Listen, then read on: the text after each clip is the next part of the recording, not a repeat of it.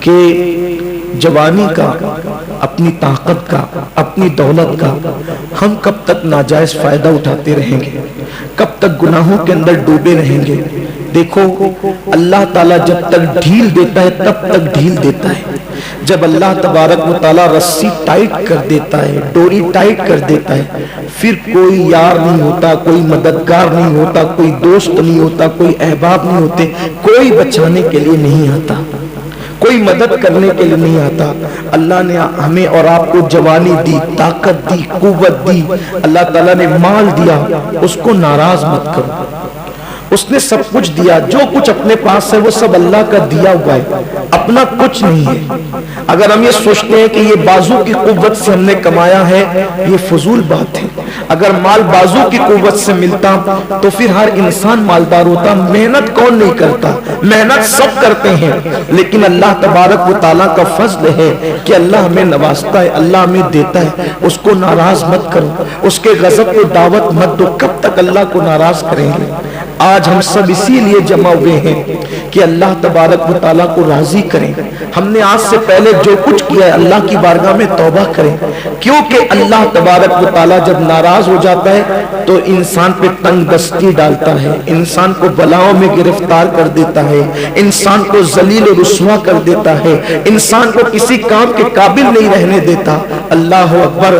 امام حسن بصری نے اس کو سمجھایا، وہ نہیں مانا، آخرکار پھر بلا میں گرفتار ہوا۔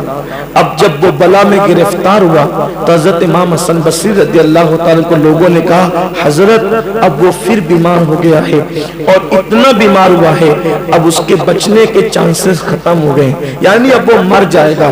اللہ کے ولی کتنے خلیق اور با اخلاق تھے، اس نے ٹکا سا جواب دیا، اس نے بے ادبی کی آپ کی شان میں، اس کے باوجود بھی حضرت امام حسن بصری نے فرمایا، چلو ایک مسلمان ہے، اگر اس کی موت کا وقت قریب ہے تو ہمیں اس کے گھر چلنا چاہیے اور اس کو کچھ ہمت اور حوصلے کی بات کرنا چاہیے۔ حضرت امام حسن بصری رضی اللہ تعالیٰ نے گئے، جب دیکھا تو وہ تڑپ رہا تھا، مچھلی کی طرح تڑپ رہا تھا، وہ بے چین اور بے قرار تھا۔ اللہ کے ولی امام حسن بصری رضی اللہ تعالیٰ نے اس سے فرمایا، اے جوان کیا حال ہے؟ وہ رونے لگا اور کہنے لگا، اے اللہ کے برگزیدہ بندے، میں نے آپ کی بات نہیں مانی، میں توبہ کرتا رہا، توبہ توڑتا رہا اور ہمیشہ گناہ پہ دلیر ہوتا رہا۔ اب میں ایسی بلا میں گرفتار ہوں کہ اب میرا کوئی مونس و غمگسار نہیں، میرا کوئی غمخوار نہیں، میں بلا کے اندر ڈوبا ہوا ہوں۔ امام حسن بصری نے کہا، اللہ کے بندے کوئی بات نہیں، توبہ کا دروازہ کھلا ہوا ہے، توبہ کا دروازہ کھلا ہوا ہے اور اللہ تبارک و تعالیٰ اپنے بندوں کی توبہ کو قبول کرتا ہے۔ یہ سن کر اس نے کہا، پھر میں کیا کروں؟ فرمایا، ایک بار پھر توبہ کر، اللہ تعالیٰ تجھے پھر معاف کرے گا۔ اس نے جیسے ہی کہا، یا اللہ میں تیری بارگاہ میں توبہ کرتا ہوں، یا اللہ میں تیری بارگاہ میں توبہ کرتا ہوں، تو گھر کے کونے سے آواز آئی، اے بندے بس کر، تو دھوکے باز اور مکار ہے۔ جب تو نے توبہ کی ہم نے تیری توبہ کو قبول کیا، لیکن تو نے دھوکہ کیا، مکر کیا، اور تو توبہ کر کے ہمیشہ توبہ کو توڑتا رہا۔ امام حسن بصری نے، سب لوگوں نے جب گھر کے کونے سے یہ آواز سنی تو امام حسن بصری نے اپنے ساتھیوں سے کہا، چلو چلو اٹھو، اب اس کا قصہ تمام ہو گیا، اب اس کی آخرت برباد ہو گئی۔ نہیں سنتے کہ گھر کے کونے سے آواز آئی کہ بندے بس کر، تو دھوکے باز ہے، اب تیری توبہ قبول نہیں ہوگی، تو دھوکے باز ہے، تجھے بخشا نہیں جائے گا۔ امام حسن بصری نے کہا، اتنا سننے کے بعد اب یہاں بیٹھ کر فائدہ کیا ہے؟ روتے ہوئے امام حسن بصری اپنے گھر کی طرف چلے گئے۔ علامہ ابن الجوزی لکھتے ہیں، امام حسن بصری اپنے گھر کی طرف گئے، اس کی ماں، بوڑھی ماں بھی رونے لگی، وہ بھی رونے لگا۔ اب کیا؟ اب تو آواز آئی قدرت کی طرف سے، غیبی آواز کہ تجھے معاف نہیں کیا جائے گا۔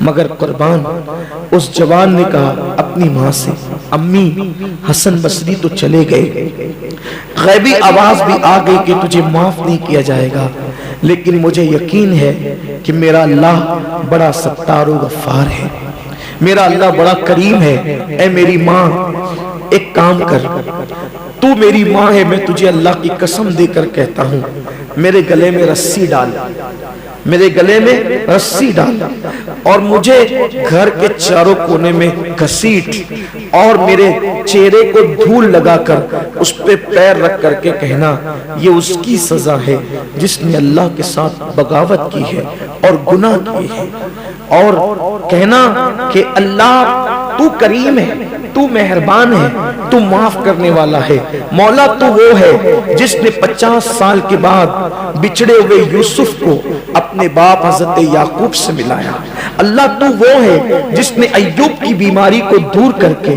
از سر نو تو نے اسے زندگی عطا فرمائی، اللہ تو وہ ہے جس نے یونس کو مچھلی کے پیٹ میں زندگی عطا کی، سانس دینے کا موقع دیا، اللہ تو بڑا کریم ہے، میرے بیٹے کو بخش دے، میرے بیٹے کو معاف کر دے۔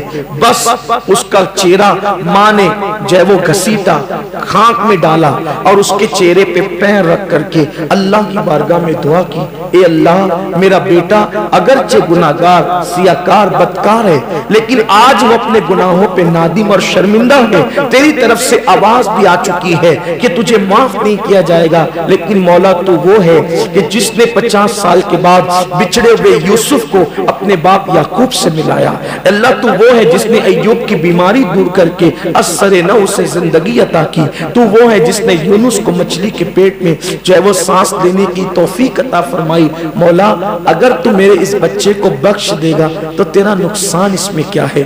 یہ کہہ کر ماں بھی رونے لگی اور وہ جوان بھی رونے لگا، غیب سے آواز آئی، جا ہم نے تیرے بیٹے کو بخش دیا۔ اور یہ آواز صرف گھر میں نہیں آئی بلکہ حضرت سیدنا امام حسن بصری کے کانوں تک بھی پہنچی کہ اللہ تبارک و تعالیٰ نے اس کو بخش دیا اور اس کو معاف فرما دیا۔ میرے پیارے آقا صلی اللہ علیہ وسلم کے پیارے دیوانوں، اللہ تبارک و تعالیٰ کی رحمتوں کو بس بخشش کا بہانہ چاہیے، اللہ کی رحمتیں بخشش کا بہانہ تلاش کرتی ہے۔